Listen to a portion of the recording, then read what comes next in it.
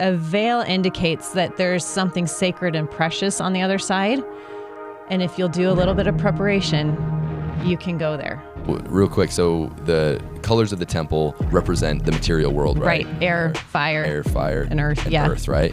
And so essentially the veil is mortality. It is the material world that is keeping us from God. So now it's not an earthly mortal high priest who goes in with the blood to put on the altar. It is the great high priest who has offered his own blood as the sacrifice. He has put himself on the altar. People make fun of us all the time for magic underwear or whatever, but literally the ancients, they wore this veil as a symbol of Jesus Christ. Right. Yes. Like that's exactly what we are doing today. That veil was there to protect them from the presence of the Lord because they weren't ready, because they had lost that glory and the ability to be in his presence. I think veils very much do the same for us. They prevent the profane from accessing the sacred too soon when things are not prepared.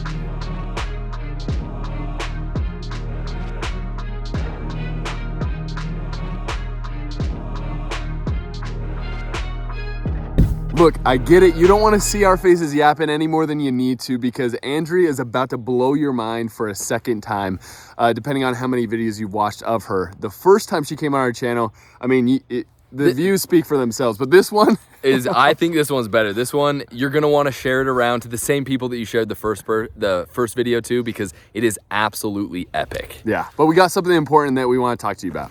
So, as we've alluded to on the channel, Jackson and I, we are in the United States Marine Corps Reserves, and we are being activated right now with our unit. We are going to be sent away for a long period of time, away from our families and away from the channel. So, obviously, we don't want the Stick of Joseph to die. We love the things that we have been doing, and we need your help to get enough resources to add people to our team so that the Stick of Joseph can continue. Yeah, because over the past month and a half, we thought we were going to have to scramble to put together some good stuff to be released while we're gone. But we've been able to get connected with incredible people like Jared Halverson. I'm not going to name all the people that we've filmed with just because I'll miss some, but we've filmed some incredible stuff. So that content that Jackson's talking about has already been shot, but we need help editing it. And so we need to add new members to the team. Plus, while we're gone, Andrea Woodmansee, Dave and Mike Butler, Dave and Mike, they're not married, but Mike Day and Dave Butler are going to continue to produce content for the channel. And so we need new team members to be able to make that happen while we're gone fulfilling our military service.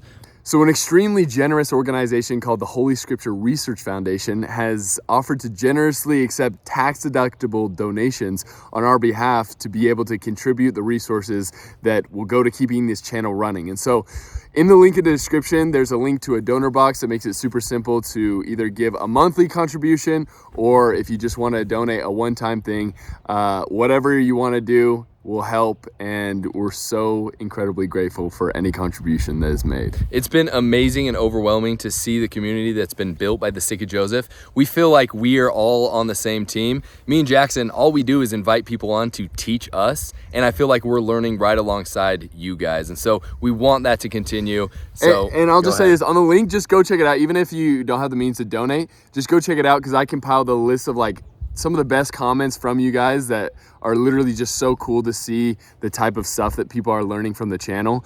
So it's super eye-opening, but if you're someone that has greater means that wants to make a larger donation, you can shoot an email at jackson@thestickofjoseph or hayden@thestickofjoseph.com. Because in reality, the Stick of Joseph is way bigger than the Paul brothers, and we want it to continue even in our absence. So please help us out, and without further ado, let's get into the video. Ladies and gentlemen, welcome back to another wonderful episode of The Stick of Joseph. We are so privileged to have the Andrea Woodmansee in the studio. Why? Because we still haven't slept from the live event we did last night. Andrea was talking before the live stream. Women have the luxury of wearing makeup to cover their tiredness, and Hayden and I just kind of wear it on our face. And so we talked to Andrea. We just told her a subject that we want to learn a little bit more about, but we're going in completely blind. And so Andrea is going to be our teacher today. Tell us about the veil. Tell us about the veil. Veil, the temple mean? First of all, there's no makeup here. This is just the glow from after the live stream. How dare I say that? There's one hair we gotta fix. Yeah, no worries. One hair we gotta fix. Just pull it out. Sure? That's what I do. I just pull it out. coming out. Yep, do it. Nope, missed it. Or did I get it? Okay. Got it. Just grab the All right. Well, Hey, got we that might down. keep that in, honestly. I love that. Get better. So awesome, Andrea. Talk to us. What are we talking about today? And let's just get right Okay, so into we're it. there are many unique things about our faith. Of course, the temple is a very unique thing about our faith, and something Yeah. that's very different in the temple is this whole idea of veils. Yes. And sometimes it can confuse people. It makes you wonder, like, what's the deal with the veils? And certainly my first time through the temple, I had that question because it was something that we don't see in our regular Sunday worship services. But if you stop and think about it, it's actually kind of mundane in a lot of respects. Like, what happens at every wedding, whether There's a veil. in the church or not? The bride is wearing a veil. Why do we do that? Why do we do that? Yeah, I don't right? know. I mean, so my husband's a convert to the church, and so we got to do a separate little ceremony outside the temple, and that was kind of fun because my dad got to walk me down the aisle, and I got It's to like the traditional way. yeah, the traditional wedding, and I got to wear a veil, and I remember going to pick out that veil, and that was so fun for me as a veil, like picking out my veil to wear on my wedding day, because it was pretty. And that's kind of as far as I went with it. Like, I just wanted something pretty, but I never stopped to consider, like, why am I doing this? What is this all about? So, but I think what we're seeing there, that's an instance where veils are very familiar to us because we see them all throughout our culture. It's a normal part of our culture, so we don't even question it, right? But then you get into the temple and it's like, oh, well, this is different. And so then you start to wonder about it. Could you do things with it during this, or before you used to do things during the ceremony for the women, and then obviously the veil plays a big role in the end of the ceremony. Exactly. But if you think about it, veils are actually a common part of our life every day, at every wedding, where we're used to seeing them. So when we see veils in the regular traditional wedding ceremonies, it's just unquestioned.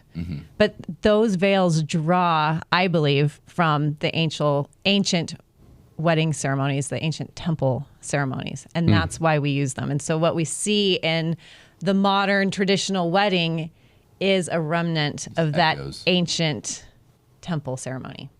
So what was its original meaning then? If it's kind of lost its meaning, it's just kind of pretty, I guess. Right. Yeah. So let's get into that. So we live in a world that's really steeped in feminism, and from that grows this sense that if you're veiling something, that's because you don't want to see it. And so if you're veiling a woman, it seems like you're subjecting her, or you're trying to hide her, or you're making her subservient somehow. That's not how the ancients saw it. Okay, certainly that happens in some cases. Yes.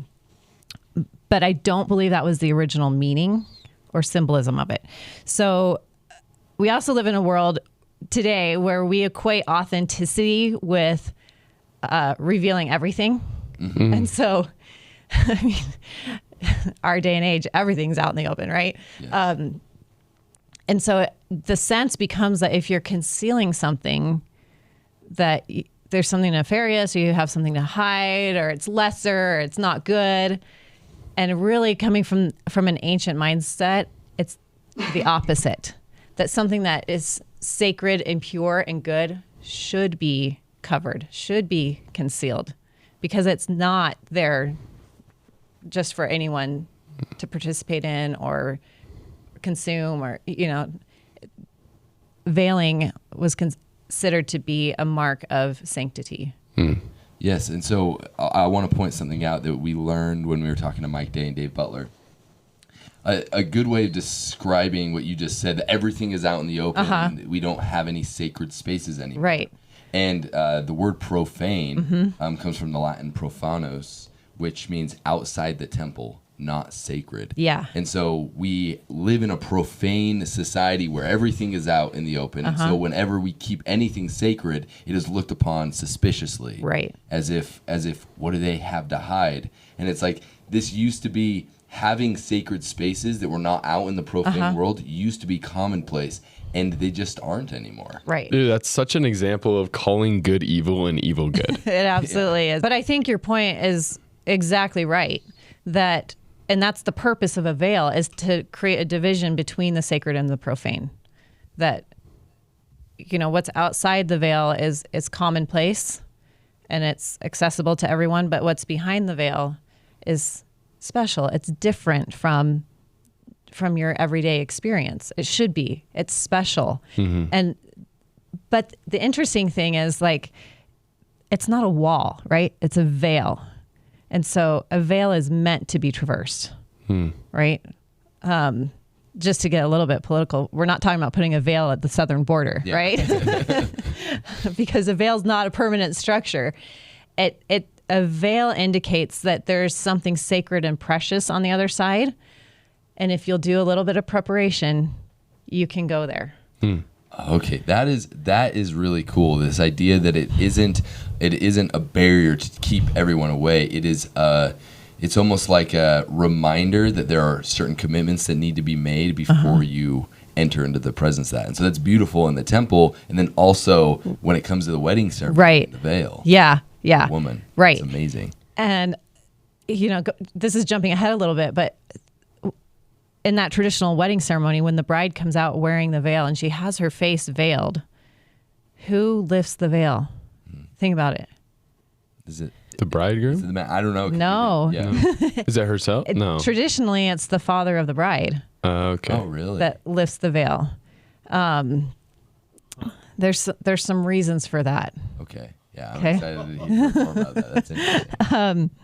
So yeah, a veil is there to both conceal and reveal. So because it's this division between the sacred and the profane, it's there to conceal what's on the side, but also for those who are prepared to traverse that veil so that things can be revealed. Okay. So, and interestingly, when it comes to the temple, what's on the other side of the veil is really eternity, right? Yeah. It's celestial. And the Hebrew word for, two Hebrew words. The Hebrew words for eternity and conceal actually share the same root. Yeah. So they both derive from the same word. So eternity, in a sense, is something that is concealed. It's meant to be concealed because there's a preparation that goes into accessing it. Interesting. So, and this word, if I might be, because there's a lot of different Hebrew words. Right, Are you right. talking about the one that uses the same same words as alma and alma Yes. and virgin. So Yes. virgin, conceal, and eternity have this thing all together. right. That means those ideas in the Hebrew mind and in that ancient covenant mind are all part of the same thing, right? So to be pure, to be virgin, to be concealed or to be veiled, and to access eternity all go hand in hand. They all belong to the same thing. Wow. So, so with that in mind, it helps to think of the ancient temples, or like the tabernacle in the wilderness that Moses constructed. And we get a description of, there were two veils in that temple. The veil between the holy place and the Holy of Holies, we get a description in Exodus 26:33, and I'll just read it real quick. It says, "And thou shalt hang up the veil under the taches, that thou mayest bring in thither within the veil the ark of the testimony, and the veil shall divide unto you between the holy place and the most holy." Yeah. So we see there's this big veil hanging there, and it's meant to divide these spaces, but it's also meant at certain times and under certain conditions to be traversed. In Isaiah 40:22, we get a picture of God who is beyond the veil. So it says, "It is he that sitteth upon the circle of the earth," which is something we can talk about later, why the earth is a circle, "that stretcheth out the heavens as a curtain and spreadeth them out as a tent to dwell in." So it says God is in a tent or a veil. That's where he dwells, behind this veil. Well, and I don't know if there's more answers or parallels or what you think of this, but when you just said dwell and tent, lehi, when it says my father dwelt in a tent. Yeah, there's a lot there. There's something there. Okay, so what was that verse again? It was Isaiah. Isaiah 40, verse 22. 40, verse 22. Also, the earth is only... That what you just said? The- That was huge. I don't want to skip by this too. The Earth is only a circle. It's not a globe. Because it is flat as well. It is not a sphere. It's a circle, a flat circle. Okay, so sorry. It's Isaiah 40, Verse 22. verse 22. Okay, I just want to look at this again. It is he that sitteth upon the circle of the earth, and the inhabitants thereof are grasshoppers. They stretcheth out to the heavens as curtain, and spreadeth them out as a tent to dwell in. Okay. So the circle thing, I'm thinking compass. Uh-huh. Very much, the symbol of a compass. Right. And the symbol of the compass has always been tied to the feminine, Right. right? Yep. Sorry if I'm ruining it. Am I ruining it? No, you're not Am I ruining getting it. Okay. Go. And the other thing that's really interesting is he says he's sitting upon the circle of the earth. Mm-hmm. And in the ancient Egyptian, the mother, the feminine, was the throne of God. Yeah. And so is that am I interpreting There's that certainly some correctly? ties There's there, stuff there? for Okay, sure. Cool. That's awesome. And this idea of a God who, it says he stretcheth out the heavens as a curtain. Like, that's probably more than just metaphor. Yeah. There's a curtain, and he says he spreadeth them out as a tent to dwell in. So he's spreading this curtain of the heavens out to create a dwelling place that's separate from the profane. Okay. But like a tent, it's hard to lock a tent, right? Yes. So it's you're welcome in there. There's just certain things you have to do to get Right, past it. right. Okay. Cool. So that sets up this question of what does it mean to approach God? How do you pass through this veil? How do you re-enter his presence? And this was the question for Adam and Eve, right? They were expelled from Eden. They lost the presence of the Lord. And how easy was it for them to return? Like, what was set up in their way? Yeah, a lot of things. A lot of things, right? Including cherubim and a flaming sword. Like, Yes. this is dangerous, right? So even though it's a veil or a tent or it's easy, seemingly easy, there's definitely preparation that has to go into regaining his presence because it's a little bit dangerous. There's a treacherous journey to be taken. And the cherubim and the flaming sword are actually on the veil of the temple. Yeah, aren't they? They're sewn yeah. in. Okay, cool. So the veil of the temple, there's a description of it in 2 Chronicles 3. It's chapter 3, verse 14. Okay. Whoa, chill, There you bro. go, Jackson. So it says, and he made the veil of blue and purple and crimson and fine linen and wrought cherubims thereon. So there you get the idea of the cherubim on the veil. And that, I think, is representative of these cherubim and the flaming sword that really, I mean, we talk about it as a barrier to Adam and Eve returning to an Edenic state or into the presence of God.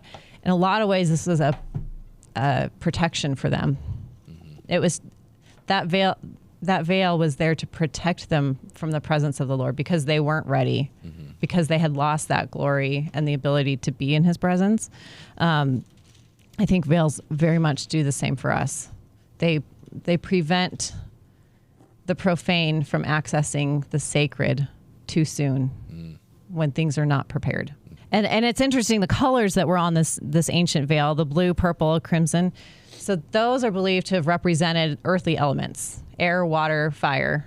And I've been asked before, why isn't the veil of the temple today like that ancient temple? Because for whatever reason, we think that the temple today can't be valid unless it's identical to the ancient temple. And I say it shouldn't be.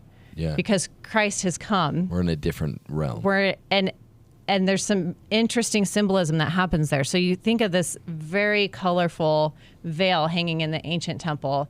Some of the, it's got the cherubim. And it was actually said, I think it was Philo of Alexandria, who wrote that this ancient temple had a panoramic history of the earth embroidered on it.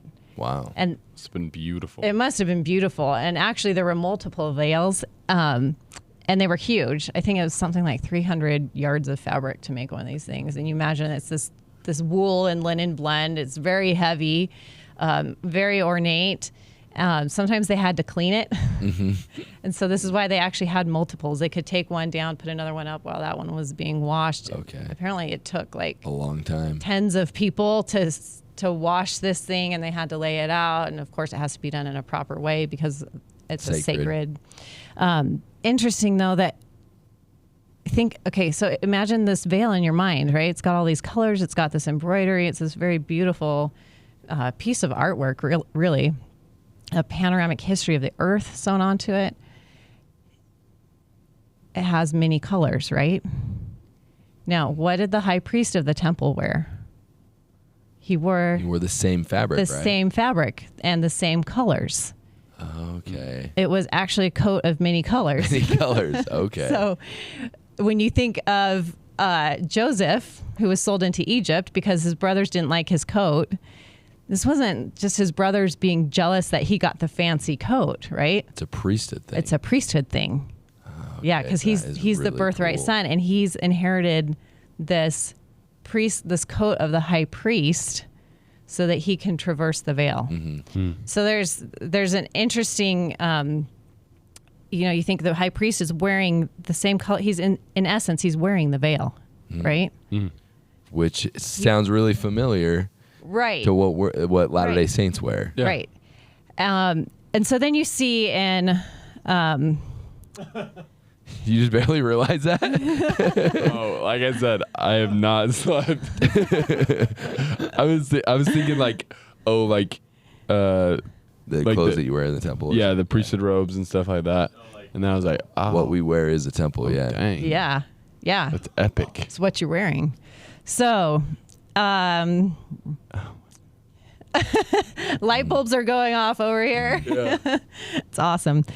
A lot of ancient apocryphal writers talk about this. Maybe I shouldn't say a lot, but there are some that talk about that when Christ condescended to earth, which direction was he going through the veil?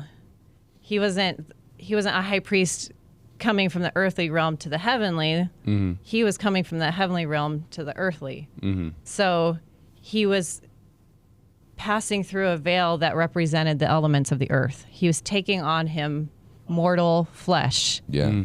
So because he passed that way, he passed through a veil that indicated the earthly realm. Okay. So that's why. So real quick. So the colors of the temple represent the material world, right? Right. Water. What was it again? Air, fire, and earth. and Yeah. earth, right?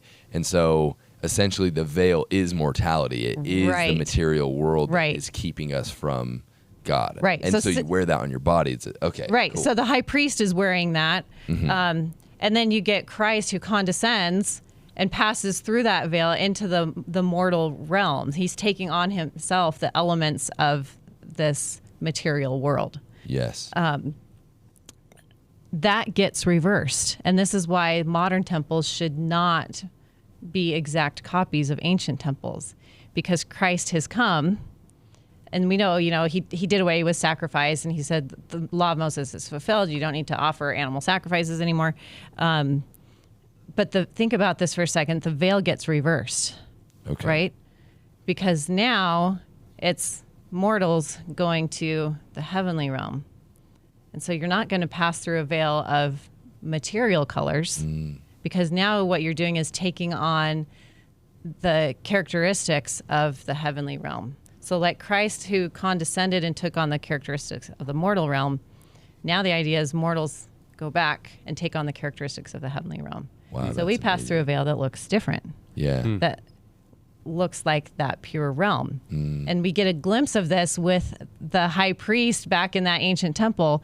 Yeah, he wore the coat of many colors, except for one day of the year. Do you know what day that was? No, I don't. Yom Kippur. Yom Kippur. Which is the Day of Atonement. It's coming up. We're getting close. So, and this is something that might sound kind of heretical, and I hope it doesn't, but Heretic. I know. So we talk about the atonement like it's just this thing that happened. Yeah. Or we talk about it like it is the sacrifice that Christ made in Gethsemane and on the cross. I think that's true, and it's fair to call that the atonement, but I think the atonement is bigger than that. I think that was the redemption. That was Christ paying the bride price for us. Yeah. And redeeming our immortal souls. And the cost of that was the blood of an eternal being, the life of an eternal being. So he paid that bride price, right? Yeah. Think about the word atonement, though. It's at one meant, right? Mm-hmm. So to me, that indicates being in his presence, that the atonement is not necessarily the sacrifice that was offered. It's the fact that the redemption was paid so that at some point we can re-enter his presence. We can be at one with him. Just like he said in the intercessory prayer in John 17, right? Yeah, It says yeah. that they may be one in me as I am in you, that they may be one together, that oneness. Right. Because of his atonement. Right. So the Day of Atonement isn't the day that the sacrifice is offered. It's the day that the bride and groom see each other. So, because now they are at one, they are together. Okay. So yeah, that's coming up. That would be cool if he. That'd be awesome. Yeah, come on, Jesus. Please come back on that day. Yeah. 8 days. So, but to do that, to enter his presence on this Day of Atonement, which is Yom Kippur, the high priest of the ancient temple would, instead of wearing his coat of many colors, he would take that off and put on a white linen robe. Okay. Because now he wasn't in this material world anymore. He was traversing the veil into that celestial world, into that heavenly realm, because he was going to be at one with God, at one with the Lord. And that is the one day of the year the high priest would go in to the Holy of Holies, right? That we learned about. That he would go in and he would offer the blood sacrifice on the altar. Okay. Yeah. That's really, really cool. Yeah. So the rending of the veil after Christ's resurrection doesn't, as the Protestant world says, oh, this means we don't need temples anymore. Right. It's like, no, you need a new veil. Yeah, exactly. It's time to get a new veil. We're done with this one. Onto the new veil, because now the doors of heaven have been opened because of the atonement. Right, because that redemption has been paid. So now it's not an earthly mortal high priest who goes in with the blood to put on the altar. Mm-hmm. It is the great high priest Christ, who has offered his own blood as the sacrifice. He has put himself on the altar. So he has traversed that veil. He has traversed that boundary between the material world and the celestial world. And so because he's done that, we don't need that material world veil. Now we need a celestial veil. Wow, that's that really cool. Also doesn't just admit that one high priest on one day of the year, but now everyone who has been redeemed, who Christ purchased through his blood on the cross, and who now wants to seek that at one-ment with him, can do that. So it's open and available to everyone who will go through that preparation. That's amazing. To cross back through that veil. Well, this is really cool, because a lot of times people in the church will be like, well, our temple doesn't really sound like Solomon's temple. Right. There are very obviously similarities, right? Right. There's like the 3-part ascent. I think the theology underpinning both is the same. It's the same, right? Right. But the actual ritual practice changes, and why wouldn't it change after the main thing that we focus on is Christ in the temple? After he actually comes and does that great and final sacrifice, why wouldn't the ordinance change in the way that it is done after that? Right? And it's because it's a reversal. Like what we're seeing here is this huge reversal with Christ on the cross as the central hinge point of that reversal, right? Mm-hmm. So for the thousands of years leading up to Christ, it's man trying to get through the veil and having to sacrifice the blood of animals, trying to get through this veil, trying to get through this this material veil. And the only one who can do it is this high priest on one day of the year who brings in the blood of an animal, but it still doesn't really get the job done, right? So then Christ comes, he does it, and suddenly we get this reversal. Okay, instead of God descending, taking on the mortal realm for us, now it's us ascending and going into the celestial room to be with him, to be at one with him. That's the atonement. Okay, cool. So if I were to summarize this really quickly, temple before Christ was always pointing towards his condescension. Right. Him coming down to redeem us. after Christ, it is now focused on every single person's ascension. Exactly. Because of Christ. Because of Christ. And That's going cool. to be at one with him. That's epic. Yeah. And Holy also, cow. my mind is waking up more and more, and I am like, The coffee's kicking in now, Jack. I looked Yeah, up. all the copies are drinking. I looked up representations, and I'm going to send these pictures to Chris so we can throw these up on the screen. But pictures of the ancient temple, and then comparisons with the priestly robes. And like even just this fact alone, like people make fun of us all the time for magic underwear or whatever, but literally the ancients, they wore this veil as a symbol of Jesus Christ coming to atone for them.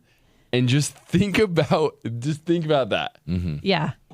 Right. Yes. Like that's exactly Yeah. what we are doing today. That's exactly what we're doing today. Right. And so just as Christ condescended through that veil to come here to redeem us, to shed his blood to redeem us, now because he's done that, and one of my favorite verses of scripture is Revelation 1:18, because it's where Christ says that through his sacrifice, he obtained the keys of death and hell. And I like to think of that in a pretty literal sense, because if you think of death, any atheist will tell you, when you die, that's it. You're not coming back, right? And without Christ, that would be true. Hell, we are all fallen. We are all imperfect. We've all screwed it up royally. And what do you do if you break the law? You go to jail, right? So Yes. you are locked out either way. You're either stuck in this prison because of the consequences of having broken the law, or you're stuck in death and you can never be saved from that. We have this, I love how the book of Hebrews puts it. We have a great high priest who condescended, and because he did that, he was able to rightfully obtain the keys of death and hell. He can literally unlock those for us. And because he did, we can literally go back through that veil with him. And so in Hebrews, I love how it puts it. This is Hebrews 10, verses 19 and 20. If you guys want to pull those up and read those. Let's do it. Hebrews 10, 19, and 20. Yeah. Okay, sweet. I got it right now. I'll read it. It says, having therefore, brethren, boldness to enter into the holiest by the blood of Jesus, into the holiest, okay, by a new and living way, which he hath consecrated for us through the veil, that is to say, his flesh, and having an high priest over the house of God. Let us draw near with a true heart in full assurance of faith, having our hearts sprinkled from an evil conscience and our bodies washed with pure water. Yeah. So you see that who is the veil? Yeah. It's Christ. It's Christ. Yeah. He has become the veil. It's not a material boundary anymore. It's not a boundary of the fallen world anymore. The only thing that separates us from God is Christ. And guess how much of a separation he is? None. He has the keys, right? He has those keys. He has the authority. He has the power to return us from this mortal state into the presence of God, to be at one with him. That's awesome. If we will just do the preparation that talks about in there. One thing that's really interesting as well, and this is going back to the Dive Deeper episode, the first Dive Deeper episode that you did, about the living waters and all of that. Like it says, and our bodies washed with pure water. Right.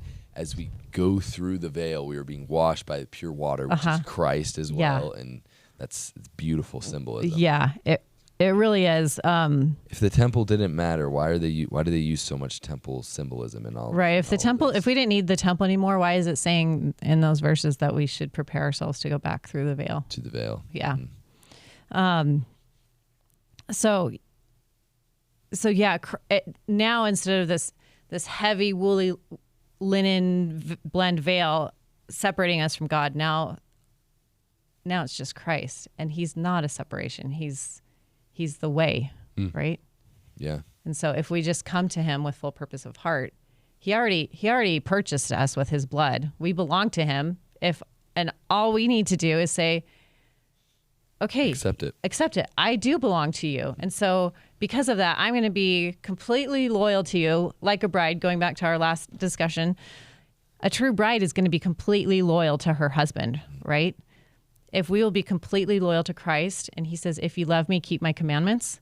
If we love him, like a bridegroom, we keep his commandments. We follow him, right? And he becomes that way, and so he can return us to the presence of the Lord. And one thing you pointed out in that discussion about the Hebrew wedding tradition is that the purchase of the bride always had the right to veto it, right? And so just because Christ has offered the ultimate dowry for us, we can still reject it. And that's why it comes on to us to accept that and to make that covenant. But with accepting that comes making the covenant of loyalty to Christ. Exactly. And so I think that's really beautiful and important for us to remember that the price has been paid. Are we going to accept it or not? Exactly. So part of that, though, is in order to go through that veil, to have him take us through that veil, we have to be identified with him. So if you think about this in terms of a bride and a groom, the bride takes the name of the bridegroom, right? They become identified as a couple Together. So like my husband and I, people refer to us as the Woodmansees, like, because we're one thing now. Yes. We're married. And so I think part of traversing the veil, we talked about in the beginning, when Adam and Eve were kicked out of the garden, they couldn't get back in to the presence of the Lord. There were fiery angels there with flaming swords. It was dangerous. It was treacherous. Well, now it's not anymore. If we identify ourselves with Christ, we take upon ourselves his name. We take upon ourselves his identifying marks, then we can pass through that veil. And you actually get a glimpse of this in Genesis. I can't quote the chapter off the top of my head. I think it's roughly 20. No, it's not 24. It's later than that. But it's when you see this. It's this weird little story of Jacob and Esau. And, Esau sells his birthright for a mess of pottage. And so then Jacob goes before Isaac to get his blessing, his birthright blessing, because he now owns the birthright. And you have Rebecca there, like putting goat hair on his hands so that when he goes to his father, who's now blind, which blindness is what? It's a veil over the eyes. Okay. So Isaac can't see which son this is. So he feels the marks on Jacob's hands, and that's how he identifies him. Esau was really hairy, right? It talks about him being hairy. Yeah. Okay. And so... You never read this story? Dude, it's if I haven't recalled. The Jacob and Esau story is one of the strangest stories. It is strange until you realize that what this is a son who, because of who he had become and the character he had developed, now has the right to the birthright, but he has to be identified as the actual birthright son. Yeah. In order for his father to bless him. So he's coming to a father who's behind a veil, and he's saying, I'm the birthright son, and you can identify me by feeling my hands. And so what's actually happening here is a temple ceremony. So what? Wow.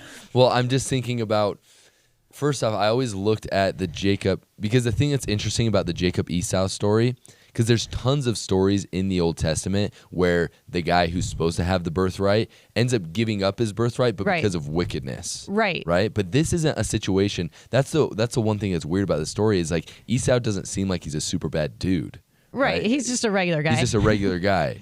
And so it makes way more sense that this is a story about Christ essentially giving us his birthright. Right. And the mess of pottage represents our weak action, like our weak attempts to do it. And he's like, no, I'll take the mess of pottage. You take the birthright. You take the birthright. And the feeling of the hands. And I will give you all the identifying marks because you've come to me.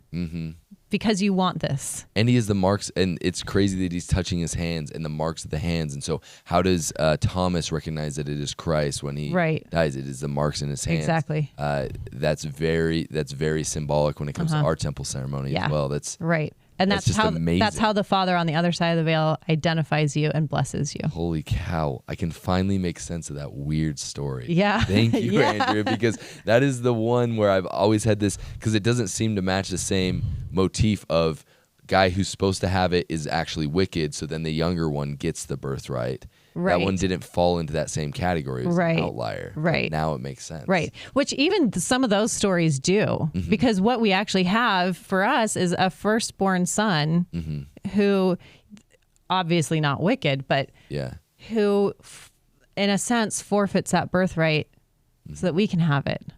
Right. So there is a pattern there, whether the birthright's forfeited legitimately or not. Yeah. There's a pattern there of there's this son who acts as the sacrifice to save the one that comes next. So, yeah. And it's interesting, like the feeling of the hands, right? Like those we are the can identifying feel marks. that Jesus Christ is the birthright son because of the marks in his hands. Yeah. Yeah. That's really cool. Yeah.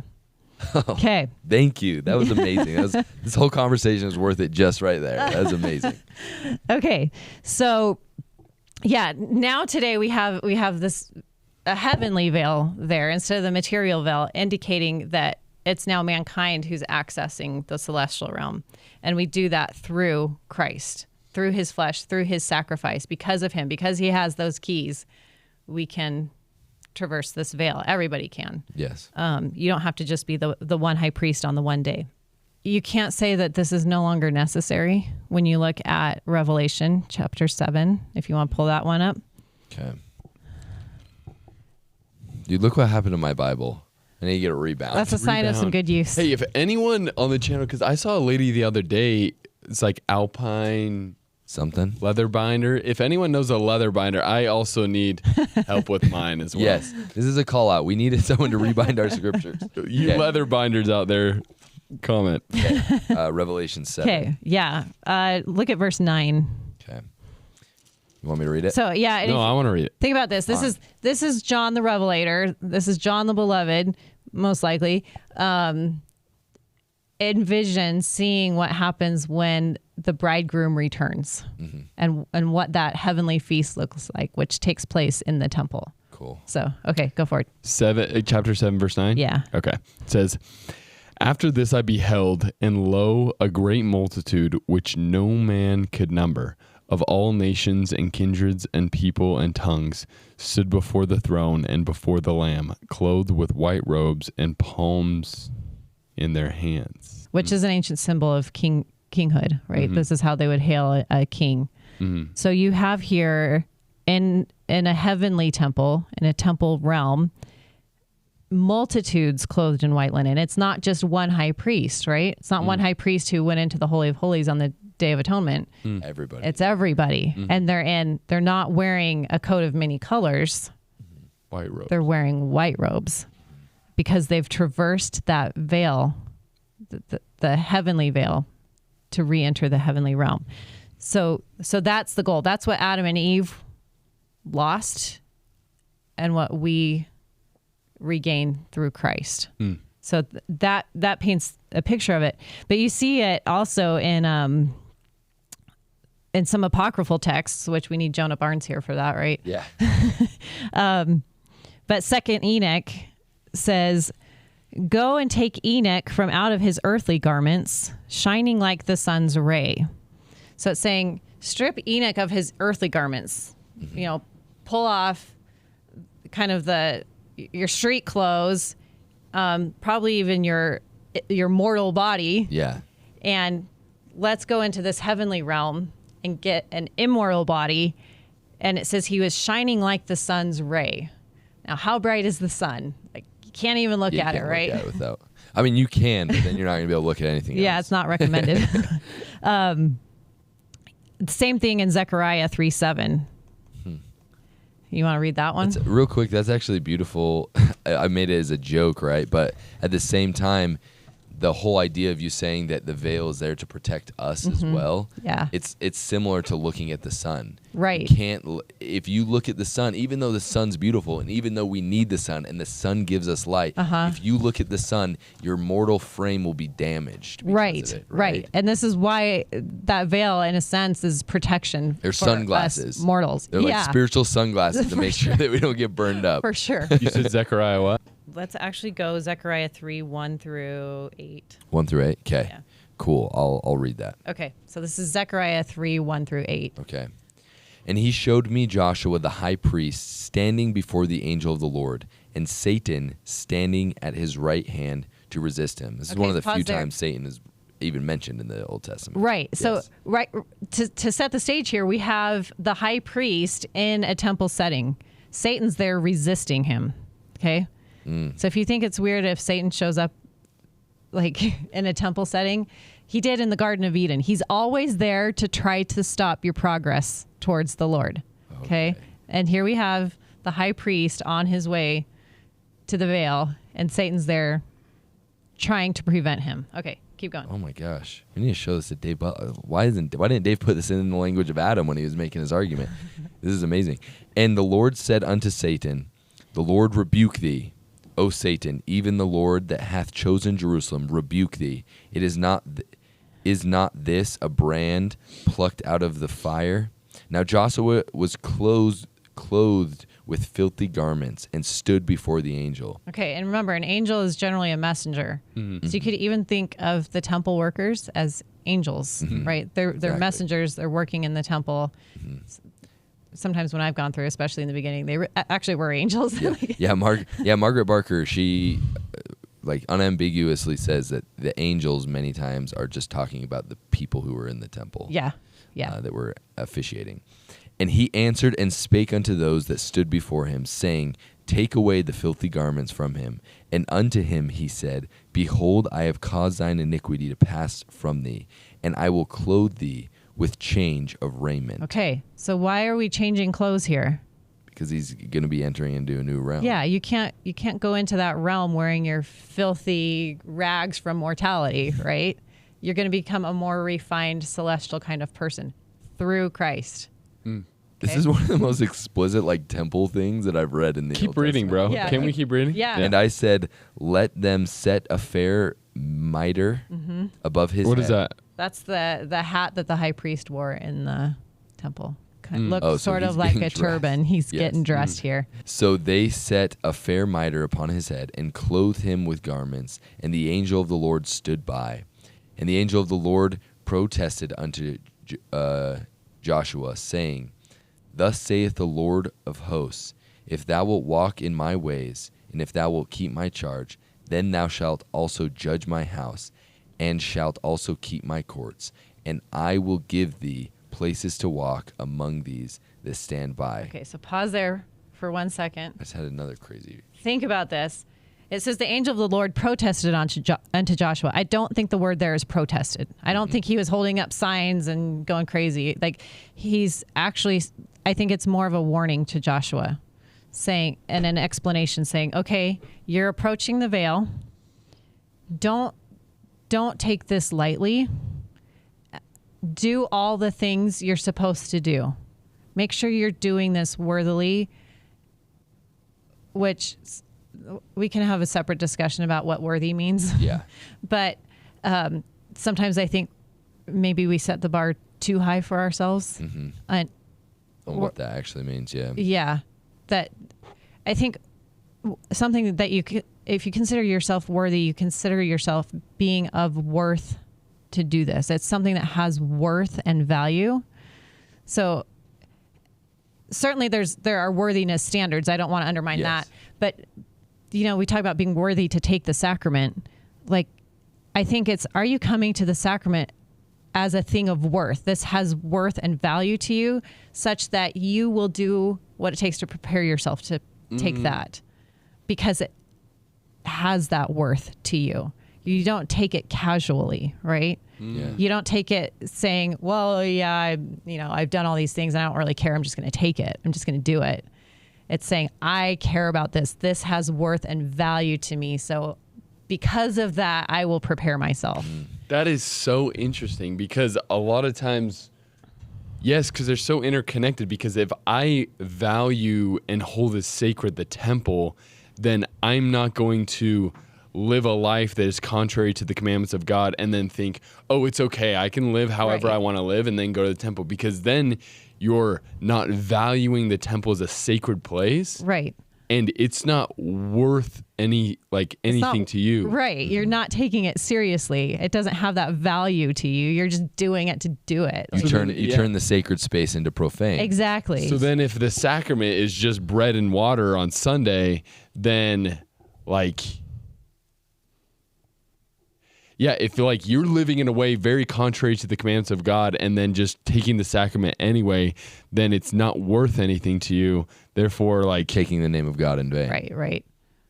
Which is actually what it means. Which is literally what it means. You're taking Christ's name. You're taking his name for vanity's sake, not because it's in worth vain. something. Yeah, I never thought about that. For vanity's sake, it's to be seen outwardly. Exactly. That's what that means. That's Which actually is really also awesome. why the temple garment is kept covered, because this isn't a vanity thing to show off to the world. Oh, I went through the temple, I did these things. For sure. No, this isn't a status symbol. This is for you. This is because that veil is staying with you. Worthiness has taken on a whole. Sorry, I just It's awesome. It has taken on a whole new meaning in my head, because it's not because if we truly understand what's in the scriptures, then we're going to understand that we need to raise our bar in terms of how we live our lives to be able to come closer to being like God. But it's raising the bar from the heart. It's not a checklist just got longer thing. It's the heart. It's the love. It's the loyalty to Christ. That's the motivation for coming to the sacrament table, for coming to the temple. And so I think the reverse of that is sometimes people beat themselves up and think, I keep screwing this thing up and I shouldn't go to the temple. But it's no, if you're keeping your temple covenants and the temple has that value for you, it is worth it to you. Don't keep yourself out.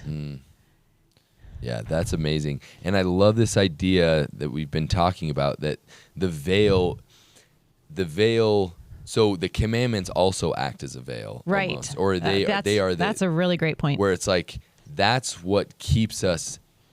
So once we keep those, we can part the veil. Yeah. Right. Once we do that, and it's for our safety in the end. So that way we don't look up at the sun without sunglasses and go blind. Right. Which is, I think, going back to this passage in Zechariah, this is not the angel protesting. This is the angel or the helper there warning him, not in a mean warning sense. It's hey, look, if you don't do this worthily, if you aren't taking this seriously and this doesn't have value to you, intrinsic value in your heart, don't do this. Yes. Because this is serious. God will not be mocked. Not because he's offended, but because of what it means to enter his presence. This is not something to be taken lightly. It will destroy you if you mock God. Right. And that's why he won't be mocked. Right. Right here, I'm looking up the Hebrew word for protest there. And it means to return, to go about, to repeat, to do again. So I think repeat might be the best, where it says, that's a great word. Yeah, the Lord repeated unto Josiah, saying, Joshua. Yeah, Joshua. Now, real quick with Joshua, that I recognize, Joshua is actually the name of Jesus. That is his name. Yeah, is his name. It's Yeshua. And this is just because a lot of people might Jesus' name isn't Joshua. The reason why we call Jesus is because we read from a Greek New Testament, and the Greeks did not have a sh sound, and so they had to change Yeshua's name to something that and their worked names in their also language. ended with an S, not an S. Yes. So.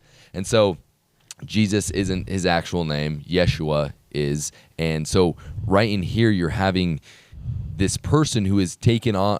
So Yeshua, and when we are going through the temple, we are taking on the name of Yeshua. Exactly. As we're going through it. So that's another amazing symbolism here. So you get to this point that you just read in verse 7, I'm repeating this to you. I'm reminding you that if you continue on this walk walk in his ways, Mm-hmm. keep those commandments, keep all the charges you've been given. And then you'll be made a judge in my house. What does that mean? What's the house? It's the house of Israel, Yeah. right? And if you're a judge in the house of Israel, you've attained that, right? it. Those are some of the temple promises. Can we read the rest of this Yeah, chapter? keep Because going. I'm reading Keep it going. now and Yeah. my mind is exploding. Okay. So right now, what we just barely read is that the angel of the Lord pretty much says, hey, here, this is what you need to keep if you're going to enter into the next part, essentially, right? By the way, sorry, I don't No, mean go to ahead. interrupt you, It's all but good. if Joseph Smith made this up, like The whole temple. It's amazing. there's no way. Yeah. There is no way. We get hints of it here that we understand because we've been through the temple. Yes. But He's not like, reading Zechariah he's not 3 reading and then this being like, putting okay, it how do we put together. it together? This is not a farm boy in the 1820s going, hey, I'm going to create this ritual. How should I do it? Maybe I'll like piece it together from like a scrap here in the Old Testament and a piece there. Like, no. The temple is a restoration of the ancient covenant given to us post-Christ because it reverses that first temple and sends us back into the presence of God. Like, Joseph Smith didn't come up with this. Sure. Like, And this next verse has something very Yes. familiar. Hear now, O Joshua, the high priest, thou and thy fellows that sit before thee, for they are men wondered at. For behold, I will bring forth my servant, the branch. So, Yeah. once again, Lehi's vision of the tree of life, which is the word of God. Who is the word of God? It is Christ. Who is the Lord's servant? Christ, who is also the branch. Yeah. And so right before he's entering into the Holy of Holies, there is a branch that is reaching out to him. Yeah. For Yeah. And who are these men, these fellows to be wondered at? What is your understanding with that? I think it's the heavenly host. Oh yeah, It's the divine heavenly host council. things, yes. It's you have these celestial beings that you're now entering the presence of, and they should be met with wonder and awe and probably a little bit of fear and trembling, right? Yeah. Like, No, that's really awesome. I gotta finish. Yeah, I'm so keep going, excited keep for going. this. For behold, the stone that I have laid before Joshua, upon one stone shall be 7 eyes. Behold, I will engrave the graving thereof, saith the Lord of hosts, and I will remove the iniquity of that land in one day. In that day, saith the Lord of hosts, shall ye call every man his neighbor under the vine and under the fig tree. And so you end in the presence of the tree. right, right. And every man And sometimes we think is the called fig under tree is there. a bad thing because it's what Adam and Eve tried to cover themselves up with. Yeah. the It's- fig leaves. Not a bad thing because look where they end up. Yes. They're at the fig tree. And there's a lot of symbolism we could dive into about figs. But have you ever bitten into a fig? He's so good. Yeah. Yeah, they're really good. What's inside? A pit. No. No, it's it's a bunch of tiny seeds. Hundreds of tiny seeds. Well, aren't date? Oh no, figs are different. I'm Yeah, so sorry. not Yeah, dates. Dates I was are thinking great of a too, date. but yeah. No, figs. Figs. Yeah, Yeah. it's actually really weird fruit when you bite into it. You're like, So yeah, good. there's tons of seeds. Yeah, tons of seeds. Just ponder that. We'll maybe talk about that Okay, some now other I get time. the What? connection there. Partaking the figs. We're talking about seed. That's definitely a temple thing that happens in the right before the Holy of Holies. That's amazing. Think about eternal families. We think our eternal family is like our nuclear family, and we're going to live in a nice celestial castle all together. Yeah. And we won't fight anymore, Yeah, it's much bigger than which that. would be great. But it's bigger than that, right? This is Joseph Smith talked about the continuation of the seeds. Yes. Like an eternal family is a family that extends eternally in all directions. It is seeds that extend and expand in all directions. And a fig tree is very emblematic of that. I can't believe we haven't read Zechariah 3 yet. I mean, we've been on this whole like temple and the scriptures journey for, almost a year we got to now. read this with Dave and just See what his thoughts are. Maybe he knows about it. That is amazing. I'm sure he knows about it. He's a walking encyclopedia. It's true. Oh my gosh. That's why he's He's so just been tall. 'cause hoarding it he's from like us? the whole encyclopedia on legs. Yeah. Sweet. We got, yeah. Okay. So 24 minutes left. Till the car shows up. Yeah, but she'll be running out. We got to do this for the camera. The people want her. Yeah. I'm just kidding. Milk every minute. but so going back, we talked about Enoch and how he was stripped of the earthly garments and then he's shining, right? And now we see this same thing here happening in Zechariah with Joshua. He's stripped of his earthly garments. He enters the presence of these beings to be wondered at. He's in this heavenly realm. Probably the most famous instance we have of something like this in the scriptures is Moses. When he goes up to Sinai, what does he look like when he comes back down? Glowing. Glowing so brightly that he has to do what? Veil his face. He has to veil his face because he's been through the veil and he's coming back. So he's bringing Shaking off the part veil of the dust. veil with him and he's veiling his face because he has that radiance, that glory that would otherwise be dangerous to those who aren't prepared for it. He's putting sunglasses on himself for everybody else, Right, essentially, so right. they don't burn their eyes. Yeah. Wow. So then this is also where that sneaky little Joseph Smith managed to like just pull these strands in and weave them into the Book of Mormon so nefariously, right? Yep. Okay, go to Alma 550. Okay. I'm so gassed up, bro. I didn't think you were gonna be able to do this again. I was like, the first one was a fluke. You know, you shared some cool stuff, but All right, Alma 5 what? Chapter 5, verse 50. okay. All right. It says, Yea, thus saith the Spirit, repent all ye ends of the earth, for the kingdom of heaven is soon at hand. Yea, the Son of God cometh in his glory, in his might, majesty, power, and dominion. Yea, my beloved brethren, I say unto you, that the Spirit saith, Behold, the glory of the King of all the earth, and also the King of heaven, shall very soon shine forth among all the children of men.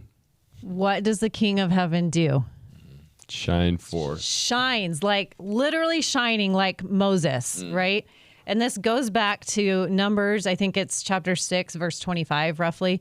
There's this high priestly blessing where it says, the Lord bless you and keep you. The Lord make his face to shine upon you. The only way the Lord's face can shine upon you is if that veil is parted, if that veil is lifted, right? Yeah. Wait, and right a couple of verses after, it says, cry forth and repent. But then in 52, right after that, it says, and again I say unto you that the Spirit saith, Behold, the axe is laid at the root of the tree. Therefore, every tree that bringeth not forth good fruit shall be hewn down and cast into the fire. Yea, a fire which cannot be consumed, even an unquenchable fire. Behold, and remember the Holy One hath spoken it. So, sorry, I this might be a little bit of a tangent, but I want to get your thoughts on this because I've often thought about the Adam and Eve story. I've said this multiple times on the channel. I think it is the story of stories. You can look at it from 1,000 different lenses, and it is true in all those lenses. That's why it has stood the test of time. Right. One of the ways I've looked at the Garden of Eden story is it is the story of the pre-existence and even the war in heaven, right? And so when you're talking about how the Christ comes down and now we're going in reverse back into it. Like I've always thought about the garments of skin. So essentially this decision is made. I think Eve knowingly makes a decision to some degree or another. She knows like what she obviously knows what she's doing. She knows the consequences of it, right? She makes that willingly. And then what happens is they give them a coat of skins. Now, obviously that represents the atonement and all of this, Right. but it can also represent mortality. Exactly. Right, so- because in many respects, the fall, I think, represents our birth into mortality. Yes. And this is why Christ says we need a second birth, one that reverses the first and goes back into his presence through that veil. Yeah, which is a huge deal. Let's because when Nicodemus is like, oh, are you saying that I should enter into my mother's womb a second time? And Jesus says, verily, verily, I say unto you, unless a man be born of water and of the Spirit, he cannot enter the kingdom of God. The way that we understand that, and even the Chosen, one of my criticisms, it's an amazing thing, but one of my criticisms is when they're having that conversation, Nicodemus says that, and Jesus is kind of like, no, that's not what I'm saying. What I'm saying is baptism or whatever, right? Yeah. But verily, verily actually means amen, amen. So what Jesus is saying when Nicodemus asks, are you saying I need to be born or enter into my mother's womb again? He's saying, yeah. He's saying, yes, yes. Unless a man be born of water, so mortal, that's a mortal birth, right. And of the Spirit, that's you entering back into your mother's womb, right. He cannot enter into the kingdom of God. Right. Now, going back to the fig full of seeds, what is that? So it's fruit. It's fruit full of seeds. Full of seeds. What is that emblematic of? A woman. Oh, there we go. Yeah. Yes. Okay. Wow. Yes. Wow. Holy cow. Fig tree, bro. Fig tree. Bro. Okay. So. Goodness. I guess in the interest of time, I have one more verse for you. So we saw in Alma that the king of the earth, it says, the glory of the king of all the earth, the glory of the king of heaven shall shine forth among the children of men. The veil will be removed. His face will shine upon you, right? Go to Alma chapter 40, verse 25. Alma chapter 40, verse 25. I call reading it. Dude, I know. Whenever she asks us to read, I want to read it because I want to be the one that. Okay, actually, we'll back up a little bit. Let's go to 23. Let's start in 23 and go through to 25. Epic. Welcome, Jay. We got a watcher. We're here. about to finish. We're about to finish. You just missed something amazing. So, all right. So 23. The soul shall be restored to the body, and the body to the soul. Yea, and every limb and joint shall be restored to its body. Yea, even a hair of the head shall not be lost, but all things shall be restored to their proper and perfect frame. I'll pause you there for a second. That sounds really nice. That sounds like resurrection. I want you to think of that in temple terms. Okay? Perfect. Think of words spoken in the temple, and if these words sound anything like that. Okay. And now, my son, this is the restoration of which has been spoken by the mouths of the prophets. And then shall the righteous shine forth into the kingdom of God. Okay, I totally get what you're saying now about 23. Okay, holy cow. And it's things that we can't really talk about. I'm not going to go into it. I just want to throw that bone out there for you to ponder and study in your own time. Yes. But it ends with, so there's a blessing and a promise given there in 23. And it ends with the righteous, not the king shining forth now. Now it's the righteous shining forth because they've entered into his presence. They've passed that veil. They're in his presence. This is where they're glorified. And we have that shining that we saw with Moses, that we saw in Zechariah, that we saw with Enoch. Yeah. And this next verse is awesome right here. I'll just read it. But behold, an awful death cometh upon the wicked, for they die as to things pertaining to things of righteousness. For they are unclean. So going back to the dirty garments that were thrown off from Joshua. They are unclean, and no unclean thing can inherit the kingdom of God. But they are cast out and consigned to partake of the fruits of their labors or their works, which have been evil, and they drink the dregs of a bitter cup. Once again, all of these things end with fruit. It ends with a tree. And it's crazy because right here it's talking about how the wicked will partake of their fruit based on what they have sown, right? But that also means that the righteous are partaking of their fruit. Yes. Based on what they have. Yes. So once again, the tree of life motif at the end of all this. Absolutely. Yeah. Holy cow. Okay. I lied. I said that was the last verse. Okay. Let's go another one. Okay. Doctrine and Covenants 101. We're just going to hit all of the standard works because this stuff is just woven throughout because Joseph Smith was such an evil genius that he managed to weave this stuff in there. I know. The consistent complexity of all of the standard works is the greatest testament to Joseph Smith being a prophet because it is so consistently complex and it's amazing. I mean, for us who've been through the temple multiple times, I've been going for 20 plus years, it's like I'm still stumbling on this stuff that just blows my mind. And it's like, oh, it was right there the whole time, but I didn't see it until now. And he never told anyone about it, too. Right. Like, that's the thing that's wild, is he puts all this stuff in there and then says nothing. And he seems to not really know anything about it. Yeah, and if he does know something about it, he's just kind of like, I'll let them figure out. What a Right. beast. We'll wait for the stick of Joseph to come out. What verse? What verse? Okay, Doctrine and Covenants 101. Let's do 22 and 23. All right. 22 and 23. Behold, it is my will that all they who call on my name and worship me according to mine everlasting gospel should gather together and stand in holy places and prepare for the revelation which is to come. Okay, pause for a second.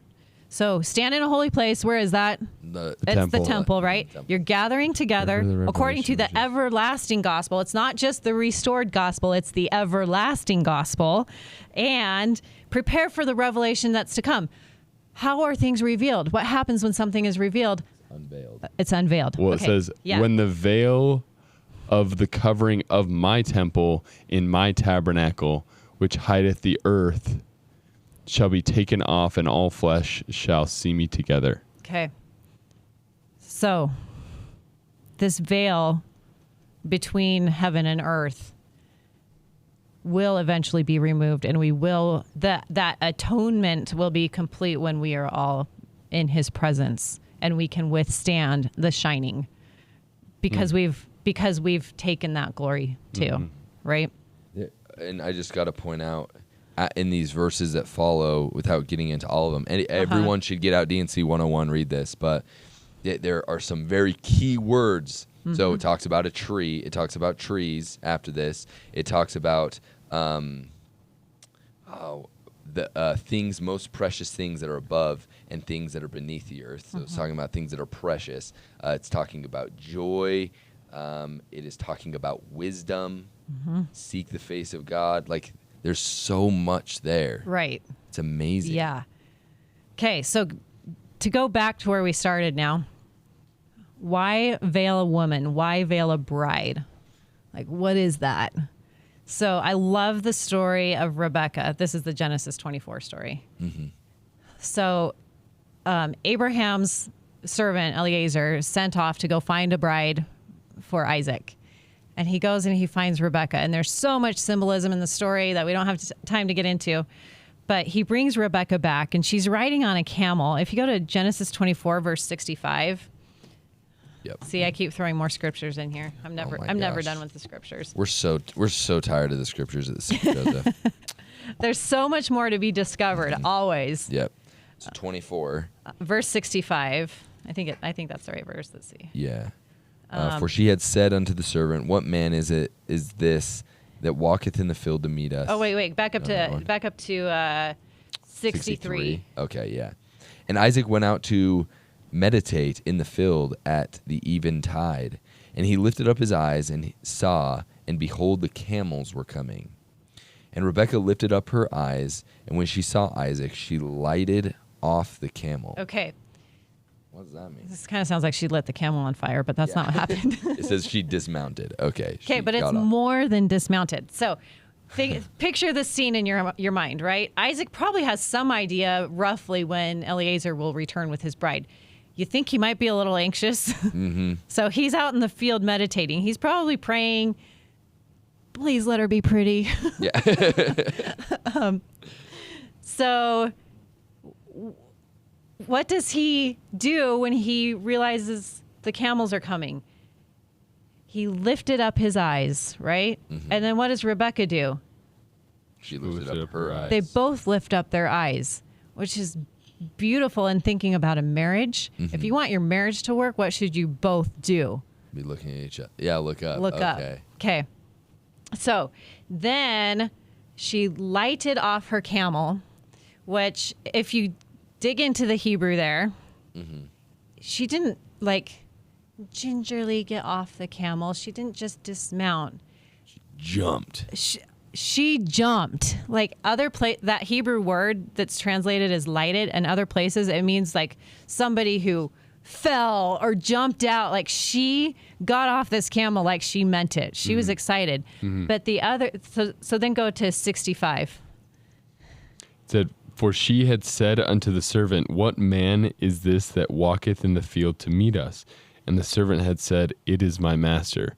Therefore she took a veil and covered herself. So it's interesting, right? She hadn't apparently been veiled on the camel as she's traveling with Eliezer this whole time. Mm-hmm. She only veils herself when she encounters the bridegroom. Okay? And the thing that's really cool right here, so yeah, I looked up that word, nafal. It means to fall. Like she she was fell like off her camel essentially. So how excited, how much anticipation should we have to meet our heavenly bridegroom? Mm-hmm. Like we should do everything it takes to prepare ourselves for that, right? It should fill us with so much excitement and desire to finally be in the presence of our bridegroom. But then in 67, it said, and Isaac brought her into his mother's Sarah's tent and took Rebekah, and she became his wife. Yeah. Yeah. So there's a ton of symbolism in that verse. We don't have time to unpack that one. That's a wild verse. Yeah.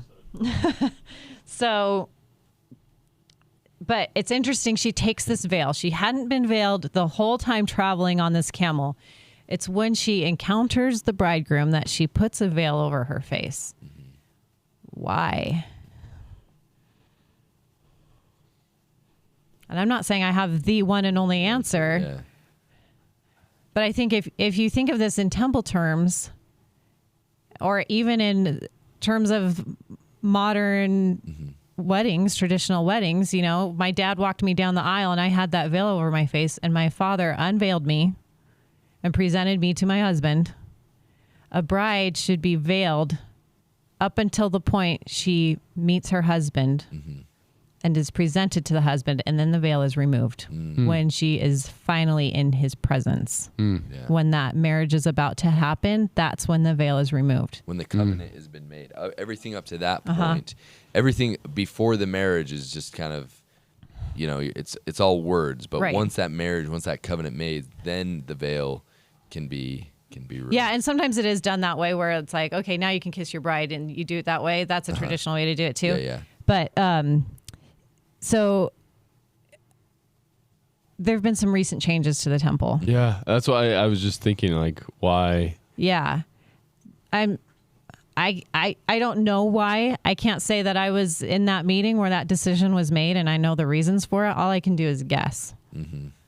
But certainly, there's kind of I would say the easy answer is, well, in our modern era, feminist era, women don't like wearing veils. It seems like they're being subservient. Yeah, it's kind of the cynical answer. It's like, oh, the church just bowed because, you know, the angry feminists were like, why do we have to wear veils? Right. Or because maybe we're not teaching this stuff, bro. Yeah, maybe. Well, maybe there's the reason. Well, maybe. Actually, I don't know. Maybe there's some symbolism. Because I think there's some symbol. I'm probably. This is I will say this is a tantalizing possibility, and nothing more than a possibility. A supposition is a bride is unveiled right before the wedding. Right before you enter the presence of, Yeah, so because in our last conversation that we had, we talked about the symbol that the church came up with, tuba and all that sort of stuff. We're talking about how the angel Moroni's aren't on temples anymore because we're past the point where his friends run it up and say, he's coming. Like he's come, like we're getting there. Could it be? And so the veil is it all just coincidence? Did that all happen? That all happened around the same time. Yeah, it did. Like it all kind of just happened. They're like, all right, move on to the next phase. Right. And I understand why some people would be cynical about it and be like, oh, they're just bowing. But maybe that's not the case. And I think this is a really good case for it. Sometimes I've seen people before that have this sense that, you know, the temple ceremony should just be this one salvific ritual that you go through, and so therefore it should never change. Yeah. It actually should change because it's teaching us something about the time and place that we're in now. So now, and where we are. We talk about our relationship with Jesus Christ. There's something to be said about our relationship to Jesus Christ. Where are we relative to Christ? And the temple teaches us something about that too. Wow. So Well, let's We're figure it close. out, people. Thank you so We're much close. for watching this. You're gonna miss your plane if we don't end this now. Well, also her Uber driver is Saul, and so Saul's waiting. He's waiting. go into this and change him into Paul. Okay. Even Paul. Well, thank you guys so much for watching. Andrea, you are amazing. She is working on a book right now. She actually signed a ketubah last did. night. I sent don't it know over where there, it's at. yeah. But she signed a ketubah last night where she is officially writing a book for Plain and Precious Publishing. If you want that book when it comes out, then link is in the description. You can sign up and you will be among the first who gets an email when it is live. Andrea, thank you so much for coming. Thanks for having me. It's And been fun. until next time, stay curious and hungry. Holy cow, how did you do it again? the thing. I wasn't able to process like.